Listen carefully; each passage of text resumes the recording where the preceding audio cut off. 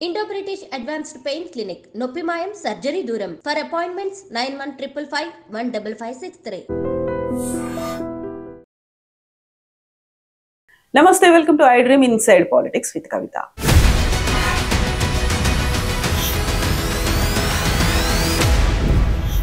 BRS party Deeksha Divas పేరుతో పోరాటాలు ఉద్యమాలు చేయడానికి ఉధృతంగా ముందుకెళ్తోంది. కాంగ్రెస్ పార్టీ 1 year సెలబ్రేషన్స్ చేయడానికి అన్ని ఏర్పాట్లు చేసుకుంది. మరి బీజేపీ ఎక్కడుంది, ఏం చేస్తున్నారు, ఎంపీలంతా ఐక్యంగా ఉన్నారా లేదా, ఇలాంటి డౌట్లన్నీ ఎందుకు వస్తున్నాయి? పర్టికులర్ గా బీజేపీ కాంగ్రెస్ కే వంత పాడుతోందంటూ బీఆర్ఎస్ ఎందుకు అంటోంది, అటువైపు బీజేపీ బీఆర్ఎస్ ఒకటంటూ కాంగ్రెస్ అని ఎందుకు చెప్తోంది? మనతో పాటుగా ఉన్నారు మాజీ ఎంపీ సీనియర్ లీడర్ బూర నరసింహ గౌడ్ గారు. హలో అండి, నమస్తే. నమస్తే కవిత గారు. సో చాలా కాలం అయింది, అసలు బీజేపీ ఏం చేస్తుంది, ఏ యాక్టివిటీల్లో ఉంది అనేది. ఎందుకంటే వెరీ రీసెంట్గా ఇథనాల్ ఫ్యాక్టరీ కోసం దిలావర్పూర్లో అంత పెద్ద ఎత్తున ఉద్యమం జరిగింది, అక్కడ ఫ్యాక్టరీ ఆపేశారు. వెరీ రీసెంట్గా లేటెస్ట్ లగచర్లలో భూసేకరణ ఆగిపోయింది అంటూ అనౌన్స్మెంట్ వచ్చింది. ఇవన్నీ బీఆర్ఎస్ తమ ఖాతాలో వేసుకుంది, తాము చేసినటువంటి పోరాటాల వల్ల ఇవన్నీ ఆగిపోయాయి. బట్ బీజేపీ ఏం చేస్తుంది అసలు? నిజంగా చెప్పాలంటే అవన్నీ ప్రజల నుంచి వచ్చినటువంటి వ్యతిరేకత. అది బీఆర్ఎస్ కాదు, బీజేపీ కానీ, ఖచ్చితంగా ఆ మొత్తం క్రెడిట్ కాంగ్రెస్కే దక్కుతుంది. ఈరోజు అతి తక్కువ కాలంలో అత్యధికంగా వ్యతిరేకత కూడగొట్టుకున్నటువంటి ప్రభుత్వంలో నెంబర్ 1 లిస్టులో తెలంగాణ కాంగ్రెస్ ఉంటుంది.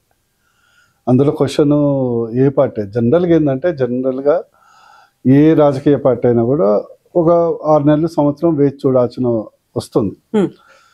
నెంబర్ 1 ఏంటంటే వీళ్ళు సాధారణంగా ఏంటంటే పొలిటికల్ పార్టీస్ క్రిటిసైజ్ చేస్తుంటాయి. ఈరోజు ప్రజలే పొలిటికల్ పార్టీస్ ఇంకా క్రిటిసైజ్ చేయాలని అడుగుతుంది.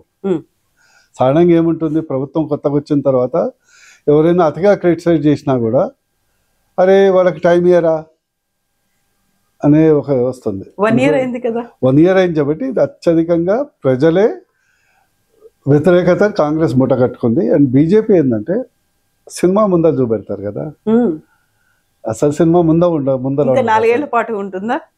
ఇంకా 4 ఏళ్ల టైం. ఇప్పుడు ఎందుకంటే మీకు కేర్ అండ్ టాటా కథ ఉన్నది. సెకండ్ ఏంటంటే బీఆర్ఎస్ పార్టీ అనేది స్థానిక పార్టీ, లోకల్ పార్టీ. 10 ఏళ్ళు పవర్లో చూశారు. వాళ్ళకి ఏంటంటే నిద్ర పడతలేరు, అందుకొరకు నిలబట్టకుండా చేసే ప్రయత్నం. కానీ ఈరోజు బీఆర్ఎస్ ఏమనుకుంటుందంటే ప్రజలు 10 ఏళ్ల పాలనలో ఉన్నటువంటి కష్టాలన్నీ మర్చిపోయిందని అనుకుంటున్నారు. అది కాదు, ప్రజలు ఇంకా గుర్తున్నది. ఎందుకంటే బీఆర్ఎస్ టైంలో ఎట్లా ఒక అప్రెషన్ మీడియా మీద కానీ, ప్రజా సంఘాల మీద కానీ, లేకుంటే అసలు వాయిస్ వినిపించకుండా ఉండేటువంటి పరిస్థితులు. ఈరోజు బీఆర్ఎస్ ఎందుకు అంత ఘోరంగా ఓడిపోయింది? సింపుల్ రీజన్, ఒక పరిపాలన యొక్క అహంకార ధోరణే కదా. అందుకొరకు ఏం మారలేదు. ఈసారి ఖచ్చితంగా బీజేపీకి ప్రజలు పట్టం కట్టడానికి సిద్ధంగా ఉన్నారు. మొన్నటిదాకా మీ సభ్యత్వం మీద సభ్యత్వం దాదాపు 40 లక్షలు దాటింది. సినిమా ముందర ఉంటుంది కదా. ఇంకోటి ఏంటంటే ఇప్పుడు ఆల్కహాల్ ఫ్యాక్టరీ ఉన్న వాస్తవాల ప్రకారం అనౌన్స్ చేసింది బీఆర్ఎస్ టైంలో, అనుమతులు ఇచ్చింది బీఆర్ఎస్ టైంలో. గతంలో ప్రజలకు అవగాహన లేకుంటే వ్యతిరేకత లేదు. ఈరోజు ఏంటంటే డిజిటల్ మీడియా వచ్చిన తర్వాత ఇథనాల్ ఫ్యాక్టరీ వల్ల వచ్చేటువంటి క్యాన్సర్కి ఈరోజు పర్యావరణం మీద చాలా కామన్ మ్యాన్ కూడా బాగా వచ్చేసింది అవగాహన. ఈ ఫార్మాలియాడు ఇతరత్ర వస్తున్నాయి, దాంతో క్యాన్సర్ వస్తుంది అనేది అవగాహన చాలా పెరిగిపోయింది. అందువరకు న్యాచురల్గా వచ్చేటువంటి ఉపద్రవాన్ని కొందరు పార్టీలు తమ ఖాతాలు వేసుకుంటున్నారు. అందులో ఏం లేదు. బీజేపీ సినిమా ముందర చూపెడతారు. సో ఇప్పుడు రెసిడెన్షియల్ స్కూల్స్ కావచ్చు, హాస్టల్స్ కావచ్చు, గురుకులాల్లో విపరీతంగా ఫుడ్ పాయిజన్ ఇష్యూస్ అనేవి బీజేపీ ఎందుకు మాట్లాడట్లేదు? పోరాటాలు ఎక్కడ ఉన్నాయి? ఒకటి ఏంటంటే అగైన్ మీకు 2-3 అంశాలు. బీజేపీ పార్టీ జాతీయ పార్టీ, ఇక్కడేమో లోకల్ పార్టీ. వీళ్ళు అతిగా ఉత్సాహం చూపెడుతున్నారు కానీ బీజేపీ అంతకంటే ఎక్కువ చేస్తుంది. ఇప్పుడు లగచర్ల ఉంది, మాకు ఉన్నటువంటి ఎంపీలు స్పందించారు, వాళ్ళని హౌస్ అరెస్ట్ చేశారు, అంతా చేశారు కదా. సొంత మా ఎంపీ కాన్స్టిట్యున్సీ కదా అది, అది చేశారు. రెండోది మూసీకి సంబంధించింది మీ అందరికి తెలుసు, హైడ్రాకు వ్యతిరేకంగా, మూసీకి వ్యతిరేకంగా బీజేపీ యాక్చువల్లీ 3 ఎంపీలు మా వాళ్ళే ఉన్నారు, ఒక ఎంఐఎం తప్పితే. సో వాళ్ళందరూ స్థానిక సంస్థలో స్థానిక స్థాయిలో పోరాటం చేశారు. అందుకొరకు ప్రభుత్వం పునరాలోచన పెట్టింది. అయితే బీఆర్ఎస్ ఏంటంటే రాజకీయ కోణంతో చేస్తుంది.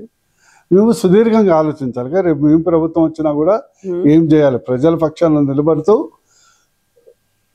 తెలంగాణ అభివృద్ధి కుంటుపడకుండా ఉండేయాలి, చూడాలి కదా. సో రేపు మేము ప్రభుత్వం ఎందుకంటే ప్రభుత్వం వచ్చినప్పుడు ఇదేంటంటే ఇప్పుడు ఎట్లా ఉందంటే మన 20,000 ఎకరాలు అత్యధికంగా ప్రజల్ని కష్టపెట్టి భూసేకరణ చేసింది బీఆర్ఎస్ ప్రభుత్వమే కదా, అవునా కదా. ఇక్కడే ముచ్చట్లలో 19,000 ఎకరాలు ఫార్మాసిటీ కోసం తీశారు కదా. ఒక ఇంచ్ చిన్న కంపెనీ అని వచ్చిందా? ఈ ప్రాజెక్టుల పేరు మీద మల్లన్న సాగరు, ఈ సాగరు, ఆ సాగరు ఇన్ని చెప్పారు కదా. ఇంతవరకు మల్లన్న సాగర్ నిండిందా ఒక్కసారన్నా? సో దాని ప్రయోజనాల మీద ఇంకా సందిగ్ధం ఉంది. 1,00,000 ఎకరాలు చేయించారు. థర్మల్లో ఏదైతే ఫ్యాక్టరీ ఉందో థర్మల్ స్టేషన్ యాదాద్రి 9,000 ఎకరాలు సేకరించారు, కావాల్సింది 2,000 ఎకరాలు. సో దాన్ని ఆసరగా తీసుకొని కాంగ్రెస్ ప్రభుత్వం ముందర పోయి ఏదో చేయాలని చూశారు. ఇక్కడ ప్రధాన అంశం ఏంటంటే ప్రజల వ్యతిరేకత వచ్చింది. ఎందుకంటే ఏవైతే కాంగ్రెస్ మేనిఫెస్టో అమలు ఇచ్చారో దాన్ని అమలు చేయకుండా డైవర్షన్ టాక్టిక్ లాగా హైడ్రా అని ఇదని ఫార్మా క్లస్టర్స్ అని ఏదో చేయబోతే కథలు వినటానికి ప్రజలు సిద్ధంగా లేరు. రేపొద్దున మా ప్రభుత్వం వచ్చిన తర్వాత అని మీరు అంటున్నారు, కానీ అక్కడ దీక్షా దివస్ లో భాగంగా జరుగుతున్నటువంటి పోరాటాలు, బహిరంగ సభలు, దీంట్లో ప్రధానంగా బీఆర్ఎస్ లీడర్లు చెప్తున్నారు వచ్చే ఎన్నికల్లో ఖచ్చితంగా బీఆర్ఎస్ వస్తుంది, కేసీఆర్ సీఎం అవుతారు, జమిలీ ఎన్నికలు కూడా రాబోతున్నాయని వాళ్ళంతా కాన్ఫిడెంట్ గా చెప్తున్నప్పుడు బీజేపీ లీడర్లు నిజంగా చెప్పాలంటే కాన్ఫిడెంట్ గానే చెప్తారండి పొలిటికల్ పార్టీ అన్నప్పుడు. ఎందుకంటే వాళ్ళకి లైఫ్ అండ్ డెత్ క్వశ్చన్ కదా, పవర్ అన్లిమిటెడ్ పవర్ ఎంజాయ్ చేసి ఉన్నారు కదా. ఇప్పుడు నేను ఒకటే ప్రశ్న అడుగుతాను, రేపు ప్రజలకు తీసుకెళ్తాం కదా. ఈ రోజు బీఆర్ఎస్ వస్తే సీఎం ఎవరైతారు, పరిపాలన ఎవరు చేస్తారు? ఈరోజు ప్రజలు ఒక అట్టడుగు వర్గాలు సీఎం కావాలని కోరుకుంటున్నారు. మీరు చెప్పగలరా? బీజేపీ అయితే 100% బీసీ బహుజనుడు కావచ్చు, ఒక ఇతర కులాల వాళ్ళు రావచ్చు, స్కోప్ ఉంటుంది. కానీ లేదు కదా. తెలంగాణ ప్రజలు ఏం కోరుకుంటున్నారు? ఒక ఫ్యామిలీకే పరిపాలన కేవలం ఫ్యామిలీకే పరిమితం చేయాలని కోరుకోవట్లే కదా. నిజంగా అలాంటి పరిస్థితి బీజేపీలో ఉందా? ఎందుకంటే బీజేపీ రాష్ట్ర అధ్యక్షుడి పదవి కోసం అనేది పోటీ అనేది విపరీతంగా ఉంది. నానుస్తున్నారు, తేల్చలేకపోతున్నారు. అంటే ఇప్పుడు ఇదే డెమోక్రటిక్ పార్టీ కదండి. నేను ఎగ్జాక్ట్లీ ప్రజలు కోరుకుంటారు. 10 ఏళ్ళు కల్వకుంట్లకి చంద్రశేఖరరావు గారి కుటుంబం పాలించింది అంటే జీవితాంతం వాళ్ళే పాలించాలా? ఓ బీసీకి అవకాశం రావద్దా? ఒక ఎస్సీకి అవకాశం రావద్దా? ఒక ఎస్టీకి అవకాశం రావద్దా? ఇతర వర్గాలకు అవకాశం రావద్దా అనే ప్రశ్న వచ్చినప్పుడు ఏం జవాబు చెప్తారు? మీరు చెప్తారా?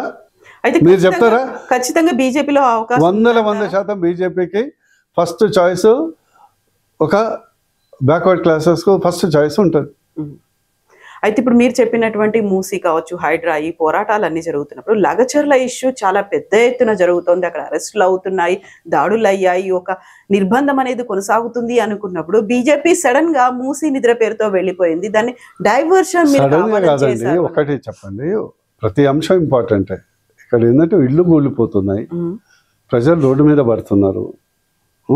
అక్కడ ఒక్కరోజు జరిగింది ఘటన అంతే కదా, అది ఒక ప్లాంట్ చేస్తున్నారు. దానికి మా పార్టీ పోయి సపోర్ట్ చేస్తుంది. అక్కడ ఎవరిని పోనిస్తున్నారు చెప్పరా? ఇప్పుడు బీఆర్ఎస్ పోయింది, అక్కడికి పోలే కదా. ఓ పోలీస్ నిర్బంధం అనేది చేశారు. రేవంత్ రెడ్డి గారు చేసే తప్పిదం ఏంటంటే ఫస్ట్ 2 yearsలో వాళ్ళ మేనిఫెస్టో మీద ఫోకస్ పెట్టారు. ఇప్పుడు తెలంగాణలో సామెత ఉంది, ఆడలేదమ్మా మధ్యల దరువు అని ఒక సామెత ఉంది. నీ మేనిఫెస్టో, నీ యొక్క రైతులది రుణమాఫీ ఏమైంది, పెన్షన్ ఏమైంది, ఒక 15,000 భరోసా ఏమైంది, రైతు కూలీలు ఏమైండ్రు, కౌలు రైతులు ఏమైండ్రు, మహిళలకు 2,500 పెన్షన్ ఏమైంది? ఫస్ట్ ప్రయారిటీ అది కదా ప్రజలు ఆశించేది. అరే నేను సింపుల్గా చెప్తాను, ఒకటి వినండి. ఈరోజు తెలంగాణ రాష్ట్రం ముందు ఇంకా అభివృద్ధి రావాలంటే కేవలం బీజేపీ వస్తూనే అవుతుంది. ఎందుకంటే సింపుల్ ఫ్యాక్ట్, బీఆర్ఎస్ ఎంతైనా పోరాటం చేయొచ్చు, వాళ్ళు అధికార దాహంతో అధికారం కొరకు చేయొచ్చు. అందులో లోకల్ పార్టీ కాబట్టి విజిబిలిటీ ఎక్కువ ఉంటుంది. కంచు మోగినంటే కనకంబు మోగిన అని ఒక సామెత ఉంది. ఇదేమో బీజేపీకి కనకంబు లాంటిది, అది కంచాయ, అది ఎక్కువ మాట్లాడుతుంది. రేపు తెలంగాణ అభివృద్ధి కావాలంటే అన్ని వర్గాల ప్రజలకు సమానమైనటువంటి హక్కులు, అధికారాలు, అభివృద్ధి చెందాలంటే బీజేపీతోనే అవుతుంది. ఇంకోటి సెకండ్, ఏ పార్టీ వచ్చినా కూడా ఈ టింగ్ లేనిది కాదు కదండి, పైసలు లేనిది అయితే కాదు కదా. ఇప్పుడు గతంలో బీఆర్ఎస్ ఉన్నప్పుడు కూడా మొత్తం ఖజానా కొల్ల కదా, జీతాలు టైంకి లేకుండే, మర్చిపోయినామా? ఎవరికి ఉద్యోగాలు ఇవ్వలేదు, మర్చిపోయామా?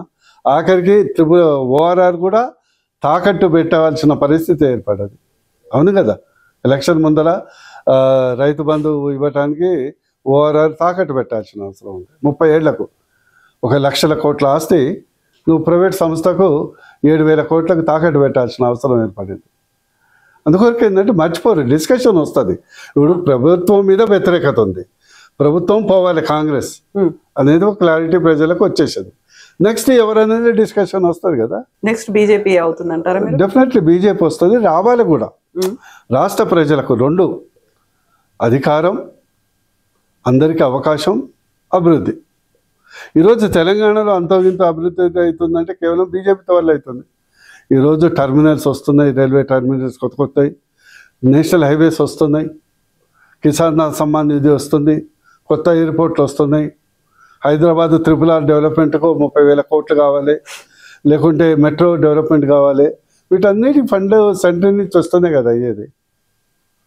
రేపు అదే నేను చెప్పేది ఏంటంటే, రేపు డెఫినెట్లీ బీజేపీ ప్రభుత్వం రాబోతుంది. ఇప్పుడు ఏంటంటే, ఇప్పుడు వాళ్ళు అనుభవించారు పవర్ కాబట్టి, పవర్ లేకుంటే జీవించలేరు కాబట్టి ఆ తాపత్రం కనిపిస్తుంది. దీక్షా దివాస్ వాళ్ళు ఉన్నదే కదా, దీక్షా దివాస్ కొత్తగా చేసేది ఏం లేదు కదా. నాకు ఒకటే సోటి ప్రశ్న ఏంటండి, ఒక వైట్ పేపర్ మీరు ఎందుకు ఓడిపోయారు? ప్రజలు జీవితకాలం తెలంగాణలో ఒక కుటుంబ పాలనకు తాకట్టు పెట్టాలనా? Simple question. వేరే వర్గాలకు అవకాశం లేదా? బట్ ప్రజలు రియలైజ్ అయ్యారు వాళ్ళు ఏం కోల్పోయారు అనేది కేసీఆర్ మాట. కేసీఆర్ అని కాదు, డెఫినెట్లీ కాంగ్రెస్ వల్ల వచ్చిన తర్వాత పెనం నుంచి పొయ్యబడ్డామని అనుకుంటున్నారు. ఓకే, సో రేపు డిస్కషన్ వస్తుంది కదా, ఏ పార్టీ బాగుంటుంది బాగా. ఇంత ఉంది ప్రజల్లో వ్యతిరేకత ఉంది, పెనం నుంచి పొయ్యిలో పడ్డారు, ఇవన్నీ అనుకుంటున్నప్పుడు బీజేపీ మాత్రం పోరాటాలు చేయాల్సినంతగా చేయలేకపోతుంది. బీజేపీ కాంగ్రెస్ పంచన చేరింది, కాంగ్రెస్ తో కలిసి పనిచేస్తుంది అని బీఆర్ఎస్ చెప్తోంది. అక్కడ బీఆర్ఎస్ ఇప్పుడు గతంలో చెప్పారు, ఇప్పుడు చెప్తారు. ఇప్పుడు ఏంటంటే వాళ్ళకి భయం బీజేపీ అంటే. ఇప్పుడు బీజేపీ అంటే టీఆర్ఎస్కు భయం, బీఆర్ఎస్కు భయం. ఎందుకంటే మళ్ళీ వాళ్ళు తన్నుకపోతారేమో అనే ఒక భయం ఉంది. రేపు కాంగ్రెస్ మునిగిపోయే నవాబు ఉన్నప్పుడు కాంగ్రెస్లో ఉన్నటువంటి క్యాడరు లీడర్లు అందరూ వచ్చి బీజేపీలో వెళ్ళిపోతారేమో, తర్వాత మళ్ళీ మేము అపోజిషన్ మిగిలిపోతామని ఒక భయంతో మొదలే కొంత బురద జల్లాలనే ప్రయత్నం, కానీ అందులో ఏం లేదు. ఈ మధ్య కాలంలో సడన్ గా ఆ ఎమ్మెల్యేలు మాతో టచ్ లో ఉన్నారు అనే మాట అటు కాంగ్రెస్ ఇటు బీఆర్ఎస్ చెప్తోంది. బీజేపీతో ఎంతమంది టచ్ లో ఉన్నారు? ఒకటి చెప్పన్నాను, మీరు రాసి పెట్టుకోండి. కాబట్టి ఎలక్షన్ దగ్గర వచ్చే వరకు చాలా రాజకీయాల పరిణామాలు అవుతాయి, చేంజ్ అవుతాయి.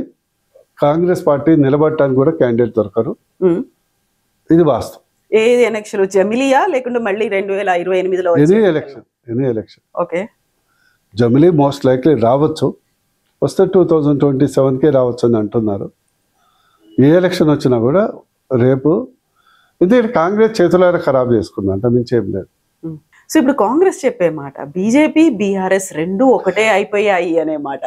సొల్లు కబుర్లు అన్నీ చెప్తుంటారండి, దాన్ని పట్టుకొని మనం డిస్కషన్ ఎందుకు? మోర్ ఇంపార్టెంట్ ప్రజలకు సంబంధించిన ఇష్యూస్ మాట్లాడటం బెటర్ కదా, సొల్లు కబుర్లు.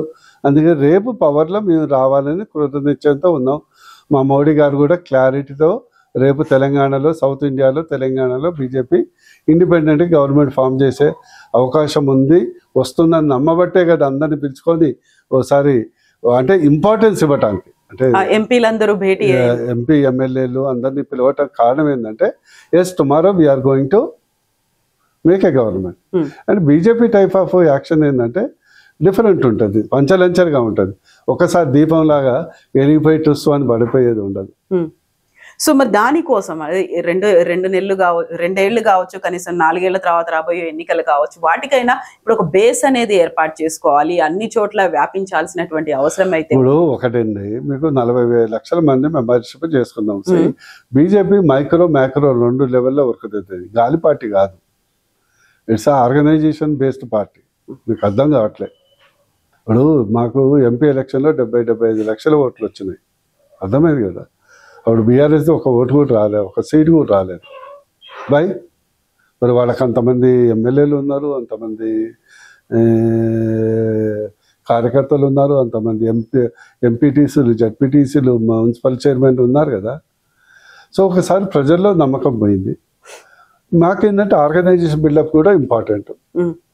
సో ఇప్పుడు ఒకటేంటంటే we are making a army ready, అంతేగాని ఎందుకంటే టైం ఉంది కదా, ఇంకా 2 ఏళ్ళు 3 ఏళ్ళు ఉంది. పాపం ఇప్పుడు ఒకటి ఎట్లా ఉంటుంది, మీరు మహాభారతం తెలుసు కదా. శ్రీకృష్ణుడు శిశుపాలను ఫస్ట్ శిరఛేదం చేసిందా? సో 100 తప్పులు కావాలి. 100 తప్పులు అంటే ఎంతకాలం మీరు పెట్టుకున్నది? అంతకాలం కదా, అయిపోయింది. అనుమతి పీరియడ్ అయిపోయింది. 1 ఇయర్లో వాళ్ళు ఏ ప్రభుత్వం ఇంత వ్యతిరేకత మూట కట్టుకోలేనటువంటి ప్రభుత్వం చేసింది. మీరు అడిగే ప్రశ్నకు ఒకటే చెప్తున్నాను జవాబు. రేపు బీఆర్ఎస్ వచ్చినప్పుడు మీరు అంటున్నారు మళ్ళీ మీ కుటుంబమే ముఖ్యమంత్రి కావాలి అని అవుతారని అంటున్నారు. తెలంగాణ ప్రజలుగా మేము అడుగుతున్నాం, కేవలం తెలంగాణ రాష్ట్రం తెచ్చుకున్నది ఒక కుటుంబానికే అధికారం పరిమితం చేయడానిక అనేది ప్రశ్న లేపుతాం. మీరిచ్చే సంక్షేమ పథకాలు డబుల్గా సంక్షేమ పథకాలు బీజేపీ ఇస్తుంది, ఎవరు జేబులకల్లి ఇవ్వట్లేదు. లేదా క్లారిటీ ఏంటంటే ఈరోజు అత్యధికంగా అప్పులు చేసేసి పోయింది బీఆర్ఎస్ ప్రభుత్వం, తర్వాత కాంగ్రెస్ అదే పని చేస్తుంది. రేపు బీజేపీ ప్రభుత్వం వస్తే ఇప్పుడు 3 రాష్ట్రాలు ఉన్నాయి కాంగ్రెస్ ప్రభుత్వాలు, హిమాచల్, కర్ణాటక. 3 అప్పుల్లో హిమాచల్ అయితే ఢిల్లీలో ఉన్నటువంటి వాళ్ళ హిమాచల్ ప్రదేశ్ భవన్ని అమ్మేసుకున్నది జీతాలు ఇవ్వలేక. ఓపెన్ మీకు తెలుసు కదా. అందుకొరకు రేపు అధికారం అంటే కేవలం కుటుంబానికి అధికారం కాదు, ప్రజలకు కూడా అధికారం కావాలి, ప్రజాస్వామ్యం కావాలి, అన్ని వర్గాలకు భాగస్వామ్యం కావాలి. ఇవన్నీ ఇవ్వగలిగింది బీజేపీని. అయితే ఇప్పటికీ కూడా నేను యూనిటీ అనే ఒక మాట అన్నాను. 8 మంది ఎంపీలు, 8 మంది ఎమ్మెల్యేల్లో ఆ యూనిటీ అనేది కనిపిస్తుందా? అందరూ ఏకతాటి మీద ఉన్నారు. కవిత మీకు అర్థం కావట్లేదు ఇష్యూ ఇక్కడ. ఇది బీఆర్ఎస్ పార్టీ అనేది ఒక కుటుంబ పార్టీ. కేసీఆర్ గారు స్విచ్ చేస్తే ఇక్కడ అన్ని బల్బులే వెలుగుతాయి, కరెక్టే కదా. బీజేపీ అనేది ఒక జాతీయ పార్టీ, అందరికీ అవకాశాలు ఉంటాయి. ఈవెన్ సామాన్య కార్యకర్త కూడా ముఖ్యమంత్రి అయ్యే అవకాశం ఉంటుంది. వాళ్ళకి ఆకాంక్షలు ఉంటాయి, కోరికలు ఉంటాయి, పార్టీతో పాటు తమ రాజకీయ ఎదుగుదలకు కూడా ఉంటుంది. ఇప్పుడు మీరు చూడండి, మధ్యప్రదేశ్లో ముఖ్యమంత్రి యాదవ్ గారు సాధారణ ఎమ్మెల్యే, ఆయన ఊహించదు కూడా ఊహించలే, సడన్గా ఫోన్ వచ్చింది మీరు ముఖ్యమంత్రి అని. రాజస్థాన్లో ఫస్ట్ టైం ఎమ్మెల్యే, హర్యానాలో కొత్తగా ఎలక్షన్ ముందర ఒక బీసీని ముఖ్యమంత్రి చేశారు, మధ్యప్రదేశ్లో ఒక బీసీని ముఖ్యమంత్రి చేశారు. తెలంగాణలో ఒక ఆకాంక్ష ఉందండి, 75 సంవత్సరాలు వచ్చినా కూడా ఒక బీసీ ఎస్సీ ఎస్టీ ముఖ్యమంత్రి కాలేదని ఒక కోరిక ఉంది. డెవలప్మెంట్ అయితే డెవలప్మెంట్ బీఆర్ఎస్ కాంగ్రెస్ కంటే బీజేపీ వస్తూనే ఎక్కువ అవుతుంది అందులో, ఎందుకంటే నెక్స్ట్ సెంట్రల్ కూడా బీజేపీ వస్తుంది, అందులో డౌట్ లేదు. మహారాష్ట్ర ఎన్నికలు ప్లస్ హర్యానా ఎన్నికలు, జార్ఖండ్ ఎన్నికలు కూడా ఓటు పర్సెంటేజ్ పెరిగింది. సరే అక్కడ ఓడిపోయినా కూడా. సో అందుకొరకు ఏంటంటే అభివృద్ధితో పాటు సామాజిక న్యాయం కూడా ఇంపార్టెంట్ కదా, సామాజిక న్యాయం కూడా ఇంపార్టెంట్. మీరు కూడా ఆలోచించండి, మీరు కేవలము ఎక్కువ ఫ్లాషీగా తిరిగే బొమ్మల్ని చూపెట్టద్దు. What is we are human beings, మనుషులం కదా, మనుషులకు ఆత్మగౌరవం అనేది చాలా ముఖ్యం. సో ఇక్కడ ఆత్మగౌరవం ఇవన్నీ మాట్లాడుకుంటున్నాడు. కుల గణనకి సంబంధించి రాష్ట్ర ప్రభుత్వం చేపట్టింది, మేము కేంద్రంలోకి అధికారంలోకి వస్తే దేశవ్యాప్తంగా దీన్ని చేస్తామని రాహుల్ గాంధీ కూడా అదే మాట చెప్తున్నారు. మీ స్టాండ్ ఏంటి? మేము క్లియర్గా స్వాగతిస్తున్నామని కిషన్ రెడ్డి గారు ప్రెసిడెంట్లకు చెప్పడం జరిగింది, మేము అందరం చెప్పడం జరిగింది. చిత్తశుద్ధి లేని శివ పూజ రేల, బాండ శుద్ధి లేని పాకమేళ అనే వేమన పద్యం ఉంది కదా. నేను ఒకటే అడుగుతున్నా, రాహుల్ గాంధీ చేస్తున్నారు సంతోషం, కమెంట్ చేస్తున్నారు సంతోషం, ఎందుకు చేస్తున్నారు అనేది కూడా మీరు చేయలేదు. ఈరోజు కాంగ్రెస్ పార్టీకి గతి పట్టిందంటే కేవలం 50 ఏళ్ళు బీసీలను విస్మరించటం వల్ల గతి పట్టింది. ఓకే, ఎందుకంటే యూపీలో పోయింది. కాంగ్రెస్ ఉన్నంతకాలం కేవలం ఒక ఫ్యూడల్ క్యాస్ట్లే అధికారం ఉండే, యూపీ కానీ బీహార్ కానీ మధ్యప్రదేశ్ కానీ ఎక్కడ కానీ, ఈవెన్ తెలంగాణలో కూడా ఎప్పుడు అట్టడుగు వర్గాలకు అవకాశం దొరకలే. వాళ్ళు మొత్తం దేశంలో పతనమైనాక అప్పుడు గుర్తొచ్చింది. ఇప్పుడు రెండే ప్రశ్నలు అడుగుతున్నాం, మేము స్వాగతిస్తున్నాం, చిత్తశుద్ధితో చేయండి, మీరు మేనిఫెస్టో ప్రకారము 42% బీసీలకు అమలు చేయండి. కేవలం లోకల్ బాడీసే కాదు, మీరు చాలా అంశం, అసలు అంశం మర్చిపోవట్లేదు. ఆర్థిక అంశం అనేది చాలా ఇంపార్టెంట్. మీకు ఎప్పుడూ చెప్తుంటాను, ఆర్థిక అభివృద్ధికి ప్రామాణికం. ఏ కుటుంబమైనా, సమాజమైనా, రాష్ట్రమైనా, దేశమైనా. అలాంటి అభివృద్ధి కొరకు 42% రిజర్వేషన్లు బీసీలకు కాంట్రాక్ట్లో కానీ, డీలర్షిప్లో కానీ, మెయింటెనెన్స్ వర్క్లో కానీ ఇస్తామని చెప్పారు. దానికి గణన అవసరం లేదు కదండి, ఎందుకు చేయలేదు? అదే ఇక్కడ ముఖ్యమంత్రి రేవంత్ రెడ్డి గారు ఉన్నారు, మరి ఒక డిప్యూటీ ముఖ్యమంత్రి భట్టి గారు ఉన్నారు, ఒక బీసీని డిప్యూటీ సీఎం ఎందుకు పెట్టలేదండి? మీకు చిత్తశుద్ధి ఉంటే. కాంగ్రెస్ పార్టీకి కర్ణాటకలో వచ్చి కులగణ ధనగణనలు చేసి, మీరు కులగణన కాదు, అక్కడ ధనగణన ఇంపార్టెంట్. ఇక అంటే రాజకీయ అవకాశాలు, అదే రాజకీయ అవకాశాలు కూడా ఇంపార్టెంట్. వచ్చి 3 సంవత్సరాలు అయిందిగా కర్ణాటకలో గవర్నమెంట్ వచ్చి, చేసారు కదా డేటా, ఇంతవరకు బయట పెట్టిరా? చిత్తశుద్ధి కనిపించిందా అండి? నేనేమంటున్నా, అయినా కూడా చిత్తశుద్ధి చేస్తే బీజేపీ ఆహ్వానిస్తుంది, అమలు చేయండి. మేము లాస్ట్ ఎలక్షన్లో మేము బాజాప్తగా చెప్పడం జరిగింది. ఏమని? రేపు బీజేపీ ప్రభుత్వం వస్తే బీసీని ముఖ్యమంత్రి అవుతాడు చెప్పారుగా. మీకు ఆ దమ్ము ఉందా కాంగ్రెస్లో? కాంగ్రెస్ రాహుల్ గాంధీని తెలంగాణకు వచ్చి, తెలంగాణలో బీసీ ముఖ్యమంత్రి కావాలంటే కాంగ్రెస్ ఏషార్ చెప్పండి, బీసీ ముఖ్యమంత్రిని చేయమని చెప్పండి. అది హర్యానాలో మరి బీసీ ముఖ్యమంత్రిని మా బీజేపీ చేసింది, థంపింగ్ మెజార్టీతో గెలిచింది. మహారాష్ట్రలో థంపింగ్ మెజార్టీ. గతంలో శివసేన అయినా కూడా బీసీకి అవకాశం ఇచ్చింది. ఈసారి కూడా మళ్ళా చర్చ నడుస్తుంది, ఓ బీసీకి ఇవ్వాలనా అని. అంటే నేను చెప్పేది ఏంటంటే, ఇక్కడ నేను కులం గురించి మాట్లాడతాను కానీ అన్ని వర్గాలు నేను ఎప్పుడు నమ్మేది ఏంటంటే, ఒకటి అందరం ఆర్థికంగా ఎదగాలి. నెంబర్ 2, ఏక హిందూ శ్రేష్ఠ హిందూ, హిందువులందరూ ఒకటిగా ఉండాలి. అంటే ముస్లింలు క్రిస్టియన్లకు వ్యతిరేకమైంది కాదు.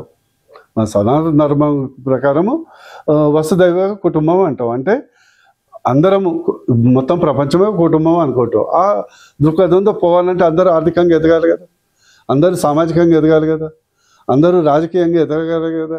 అప్పుడే కదా మాకు సమానత్వం వచ్చి. మరి దమ్ము ధైర్యం ఉంటే మరి రేవంత్ రెడ్డి గారి ప్లేస్లో బీసీ సీఎం పెట్టమని చెప్పండి రాహుల్ గాంధీకి. సో ఇప్పుడు డిప్యూటీ సీఎం పెట్టమని చెప్పండి. మహారాష్ట్ర ఎన్నికల్లో బీజేపీ సరికొత్త నినాదాన్ని తీసుకొని వచ్చింది, కటెంగేతో బటెంగేతో పాటుగా మిగతా అవన్నీ యునైటెడ్ వి స్టాండ్ అన్నట్టుగా ఇవన్నీ. అలా తెలంగాణకు కూడా ఒక నినాదంతో ఏమన్నా వస్తుందా? డెఫినెట్లీ కదా వస్తుంది కదా.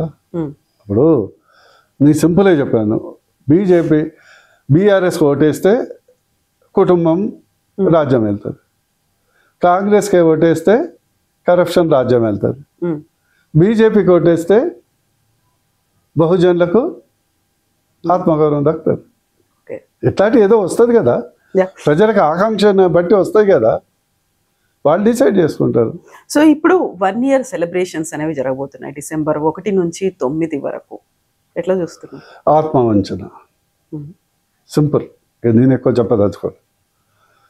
ఇప్పుడు మీరు 9th yearలో దశాబ్ద ఉత్సవాలు చేశారు కేసీఆర్ గారు, గుర్తుందా? 10 ఏళ్ళు కాకుండానే అందరు చాలామంది నవ్వింది. అదే ప్రభుత్వం తమకు తాము చేసుకున్న ఉత్సవాలు, కానీ ప్రజల భాగస్వామ్యం ఎక్కడ కానీ కొట్టొచ్చినట్టు కనిపించలే. ఎలక్షన్ ముందర ప్రజలు ఎక్కడ అసలు పార్టీ వాళ్ళే ఇన్వాల్వ్ కాలే. ఈవెన్ అప్పుడు బీఆర్ఎస్ పార్టీలో పుట్టి పెరిగిన కదా, పార్టీ వాళ్ళే ఇన్వాల్వ్ కాలే. అసలు ఏంటి సెలబ్రేషన్స్, ఎందుకు చేసుకుంటున్నాం? ఈరోజు కాంగ్రెస్ కార్యకర్తలు నాయకులు కూడా చాలా నిర్వేదంలో ఉన్నారు. మీరు ప్రెస్ మీట్ చూశారు కదా ముఖ్యమంత్రి గారితో, చుట్టుపక్కల వాళ్ళ ఫేసెస్ చూస్తే మీకు ఏమైనా అనిపించింది? బలవంతంగా నిప్పుల మీద కూర్చోబెట్టినట్టు కూర్చోలే వాళ్ళు. అంటే నేను చెప్తాం, బాడీ లాంగ్వేజ్ తెలుస్తుంది కదండి. ఓకే, అయితే నర్సయ్య గౌడ్ గారు, ఇప్పుడు బీఆర్ఎస్ పార్టీ నెక్స్ట్ రాబోతోంది అని అంత కాన్ఫిడెంట్ గా వాళ్ళు చెప్తున్నప్పుడు కార్యకర్తలు కూడా అదే మాట మీద ఉన్నారు. వెరీ రీసెంట్ గా బీఆర్ఎస్ నుంచి బీజేపీలోకి వచ్చి వరంగల్ ఎంపీగా కంటెస్ట్ చేసినటువంటి ఆరూరి రమేష్ మళ్ళీ బీఆర్ఎస్ లోకి వెళ్లే ఛాన్సెస్ ఉన్నాయి. ఎందుకంటే నెక్స్ట్ టైం ఏ క్యాండిడేట్ ని ఎవరిని నిలబెట్టినా ఖచ్చితంగా గెలిచి తీరుతాము అనే కాన్ఫిడెన్స్ కార్యకర్తల్లో ఉంది, నాయకుల్లో ఉంది. కాబట్టి ఆరూరి రమేష్ వెళ్తారు అనే మాట. మళ్ళీ కవిత అదే కదా. నేను మళ్ళీ మీరు చాలా ఎట్లా ఉందంటే,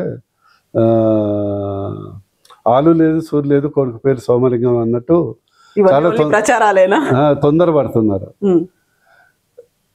రేపు నేను చెప్పిన మీకు ప్రశ్న క్లారిటీ చేశాను. ఆ ప్రశ్న రేపు వస్తూ ఉత్పన్నం అవుతుంది.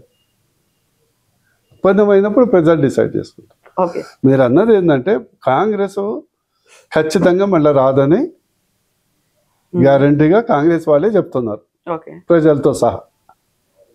సెకండ్, బీఆర్ఎస్కి ఆల్రెడీ 10 సంవత్సరాలు అవకాశం ఇచ్చారు. బీజేపీకి అవకాశం ఇస్తామనేది వస్తుంది. ఇప్పుడు మీకు ఏంటంటే ఈ వ్యతిరేకత అక్కడి సపోర్ట్ లాగా అనిపిస్తుంది. ఎస్, డెఫినెట్లీ ఏమవుతుంది అంటే కంపారిజన్ వస్తుంది కదా. సో ఈలోపే జిహెచ్ఎంసీ ఎలక్షన్స్ రావాలి, ఆ తర్వాత స్థానిక సంస్థల ఎన్నికలు కూడా ఉన్నాయి. వీటిలలో బీజేపీ స్టాండ్ ఎట్లా ఉండబోతుంది? ఎలాంటి వ్యూహం? No, we are going to fight to win as much as possible.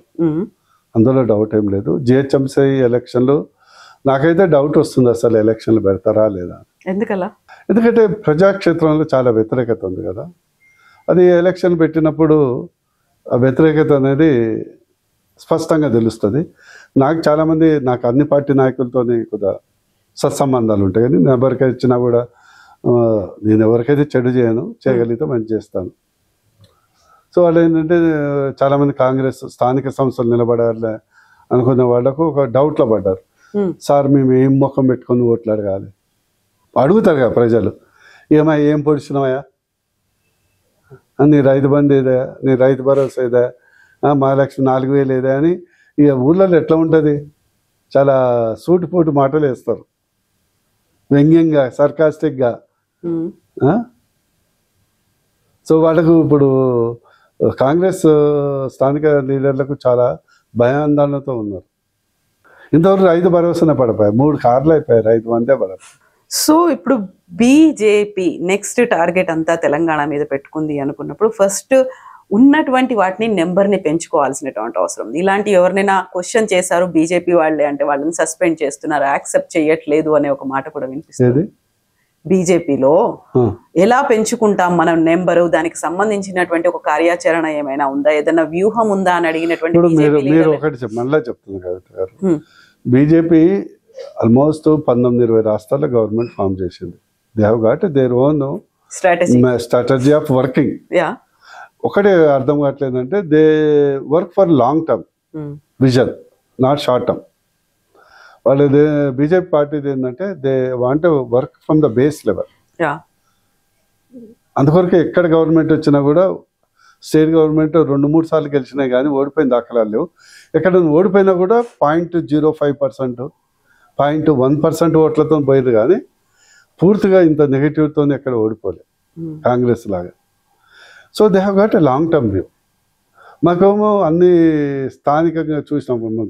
ఏంటంటే రేవంత్ రెడ్డి గారి style of talking and KCR గారి స్టైల్ ఆఫ్ టాకింగ్ ప్లస్ మన కేటీఆర్ గారి స్టైల్ ఆఫ్ టాకింగ్ చూస్తున్నాం కదా. దాంతో మీకు మసాలా ఇక్కడ ఏమిటంటే ఎక్కువ మసాలా మాట్లాడాలంటే జవాబు చెప్పాలి కదా, ఇష్టం వచ్చిన మాట్లాడలేదు కదా. పార్టీ సిద్ధాంతాలకు మిస్ అయింది, యాక్షన్ కూడా మిస్ అయింది అనే మాట. యాక్షన్ ఏం మిస్ కాలేదు, యాక్షన్ విల్ బి దేర్ ఆయతో దురుస్తాయి. ఓకే, అయితే మహారాష్ట్రలో అంత భారీ విజయం సాధించడం వెనక ఆర్ఎస్ఎస్ ఉంది, తీవ్ర స్థాయిలో ఆర్ఎస్ఎస్ కష్టపడింది అనేది ఉంది. తెలంగాణలో కూడా ఆర్ఎస్ఎస్ ని అంత తీవ్రంగా యూజ్ చేసుకుంటారా, పుష్ చేస్తున్నారా? లేదు, అక్కడ మీరు గమనించలే. అక్కడ యాక్చువల్ ఏంటంటే బిగినింగ్ ఆఫ్ ద ఎలక్షన్ లో కొంత టఫ్ ఫైట్ అని ఒక వాతావరణం వచ్చింది. 2-3 కారణాలు. లాస్ట్కి వచ్చే వరకు ఏమవుతుందంటే ప్రజలు ఏంటంటే జనరల్లీ ఒక పార్టీ మీద వ్యతిరేకత ఉంటుంది గవర్నమెంట్ ఉన్నప్పుడు కొంత. నెక్స్ట్ ఆల్టర్నేటివ్ కనిపించేటోడు వీడికంటే ఎక్కువ పెద్ద విలన్ అని కనిపించింది అనుకో, ఉన్న పార్టీని ఆదరిస్తారు. తాత్కాలిక కోపం ఉంటుంది. అన్నోన్ యాంజల్ అని ఉంటుంది కదా. అట్లా ఏమైందంటే స్లోగా ఇంకోటి ఏంటంటే అక్కడ కరప్షన్ ఛార్జెస్ లేవు. షిందే ఫడ్నవీస్ టీం మంచిగా ప్రజలకు అందుబాటులో ఉన్నారు. గ్రౌండ్ లెవెల్ వాళ్ళు అహంకారము అది ఇది అట్లా ఉండేటోళ్ళు కాదు. మామూలుగా ప్రజలతోని కార్యకర్తలతోని ఫ్రీగా ఉండేటోళ్ళు. ఇక్కడ లాగా 100 కార్లు వేసుకొని మన్ను మశానము ఇవన్నీ ఉండవు, ఆడంబరాలు ఉండవు. మహారాష్ట్ర ఏ రాష్ట్రాల్లో కూడా అంత ఉండవు, మన తెలుగు రాష్ట్రాలు తప్పితాయి. వాళ్ళు ఫ్రీగా ప్రజలతో ఉంటారు, కార్యకర్తలతో ఉంటారు. ప్లస్ మంచి పథకాలు అమలు చేశారు, ఇన్ఫ్రాస్ట్రక్చర్ గ్రోత్ బాగైంది. సో ఆఖరి వరకు వచ్చే వరకు టర్న్ అయింది. ఎస్, ఈ ముగ్గురు ఈ వికాస యుద్ధి అనేది. ఇంకోటి ఏంటంటే ఎంతసేపు వాళ్ళు కమ్యూనల్ పోలరైజేషన్, కాంగ్రెస్ చేసిన పెద్ద తప్పు ఏంటంటే వాళ్ళు ఒక ఎంఐఎం పార్టీ కంటే ఎక్కువ పార్టీ లాగా అయిపోయింది. సేమ్ అదే పరిస్థితి తెలంగాణలో, హైదరాబాద్ లో కూడా ఉంది కదా. మొన్నటి దాకా బీఆర్ఎస్ తో ఉన్నటువంటి ఎంఐఎం మీ జాతకాలు అన్ని, మీ జీవితాలు చెప్పేది ఏంటంటే అక్కడ Congress it has become like ఏ ఒక కాంగ్రెస్ అంటే జాతీయ పార్టీ, అన్ని వర్గాలకు మాట్లాడాలి కదా.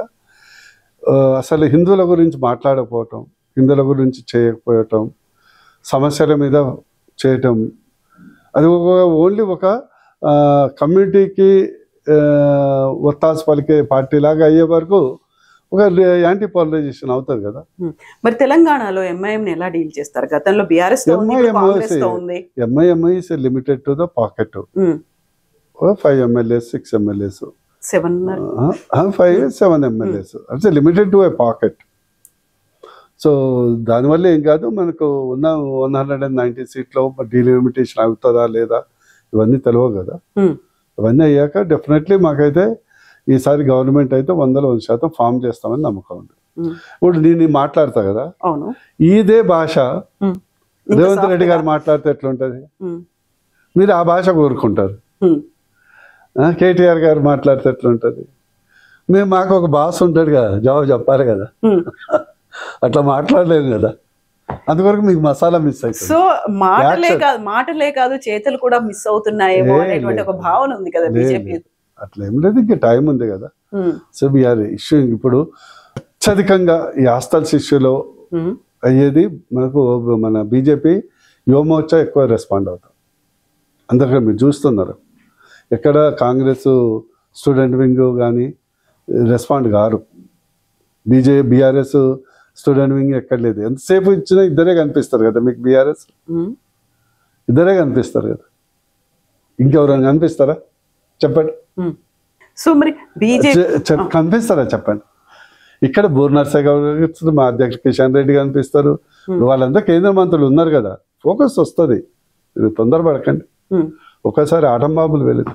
ఓకే, రెడీగా ఉండాలి మేము వాటిని రిసీవ్ చేసుకోవడానికి, విట్నెస్ అవ్వడానికి. ఒక్కటి మాత్రం, ఈసారి బీజేపీ గవర్నమెంట్ వస్తుంది, అనూహ్యంగా వస్తుంది, అందులో మాత్రం డౌట్ ఉండదు. ఏంటా ఆటం బాంబులు? ఆటం బాంబు అని కాదు, జనరల్ గా చెప్తున్నాను. ఓకే, తెలంగాణలో చాలా మార్పులు వస్తాయి, చాలా మార్పులు వస్తాయి. వాటన్నిటి వెనకాల బీజేపీ ఉంటుందా? బీజేపీ కాదు, అక్కడ ఉండేది ఏంటంటే న్యాచురల్గా పొలిటికల్ పార్టీకి ఎప్పుడు అట్రాక్ట్ అవుతారంటే ప్రజలు వాళ్లకు మంచి జరుగుతుంది అనుకుంటే, రాజకీయ పార్టీ నాయకులు వాళ్ళ భవిష్యత్తు బాగుంటుంది అనుకుంటే. ఈ రెండే. సిద్ధాంతపరంగా ఉండే బ్యాచ్ ఒకటి ఉంటుంది, సిద్ధాంతపరంగా ఉండే బ్యాచ్ అదేమో సపరేట్గా ఉంటుంది. ఈ గాలితోని, ఆ గాలి డెఫినెట్లీ రేపు బీజేపీకి రాబోతుంది. మీరు చూస్తారు కదా, ఒక వన్ ఇయర్ మేబీ సంక్రాంతి తర్వాత అసలు కాంగ్రెస్ లో ఎన్ని రకాలుగా నడుస్తుందో తెలియదు. దీపావళి తర్వాత రాజకీయ బాంబులు వెళ్తాయి, తర్వాత వచ్చి ఆటం బాంబులు, ఇలాంటివన్నీ విన్నాము. నేను ఆటం బాంబులు నేను వ్యక్తుల గురించి అనట్లేదు, I'm telling you in terms of intensity. Okay, అంత తీవ్రంగా ఉంటుంది ఇంటెన్సిటీ, నాటే వ్యక్తులను టార్గెట్ చేసి కాదు. ప్రభుత్వం ఏమైనా ఏకంగా ప్రభుత్వం అనేది వాళ్ళ చేతిలో ఉంటుంది కదా. మాకు ఈరోజు మాకు 30 ఎమ్మెల్యేలు ఉంటుంటే 100% ఈరోజు బీజేపీ ఎన్డీఏ గవర్నమెంట్ ఉంటుండే. మేము అందుకొరకు ఆలోచన కూడా లేదు, ఆ మిమ్మల్ని తీసుకోవాలి, మేము గవర్నమెంట్ ఫామ్ చేయాలని ఆలోచన కూడా లేదు. ఎందుకంటే సంఖ్య లేనప్పుడు వాళ్ళు వద్దామనుకున్నా కూడా ఇప్పుడు వాళ్ళు మనసులో ఉంటే, ఎందుకంటే బీజేపీ ఉంటే వాళ్ళకి అష్యూరెన్స్ ఉంటుంది. ఎందుకంటే ఒక స్టేబుల్ గవర్నమెంట్ ఉంటుంది, సెంట్రల్ అసిస్టెన్స్ ఉంటుంది, ప్రజల్లో ఉంటుంది, మళ్ళీ ఎన్నికయ్యే అవకాశం ఉంటుందని ఉంటుండే. మా దగ్గర సంఖ్య లేదు కదా. సంఖ్య లేనప్పుడు దాని గురించి ఆలోచనే లేదు. ఓన్లీ నెంబర్ 1 టార్గెట్ ఇప్పుడు 50 లక్షల మెంబర్షిప్ చేయాలి. రేపు ఒక్క మెంబరు 2 ఓట్లు వేసినా కూడా 1 కోటి ఓట్లు తెచ్చుకోవాలి అనేది టార్గెట్ మీద అండర్ గ్రౌండ్ వర్క్ నడుస్తుంది. సో బీజేపీ గవర్నమెంట్ ఈ జమిలీ లేదా జనరల్ ఎలక్షన్స్ లో ఎనీథింగ్ అందులో రాసి పెట్టుకోండి.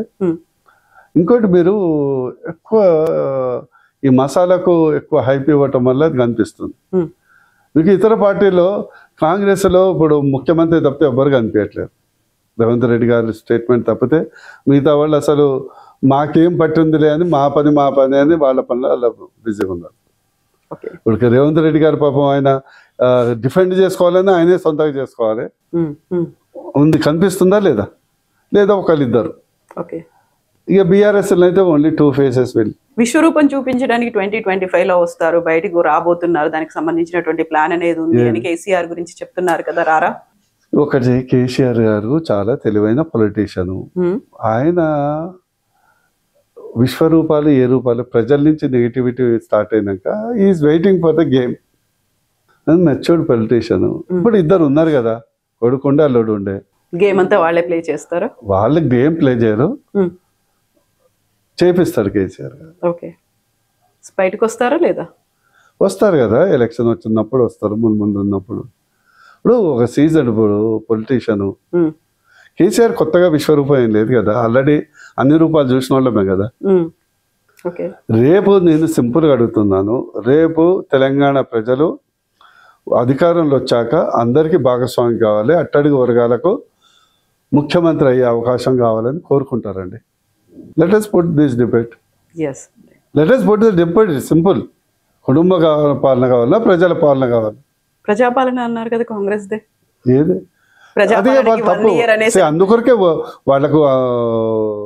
వాళ్ళు గవర్నమెంట్ ఫామ్ చేద్దామని నమ్మకం లేకున్నా కూడా ఓట్లేసి గెలిపించారు కదా. ఎందుకు గెలిపించారు? ప్రజాపాలన కావాలని గెలిపించారు. కానీ ఈరోజు జరుగుతుంది ఏముంది? లేదు కదా. ప్రజాభవన్లు ఎవరు కనిపించట్లేరు, బయట ఎవరు కనిపించట్లేరు, ఎవరికి ఎవరు అందుబాటులో ఉండట్లేరు.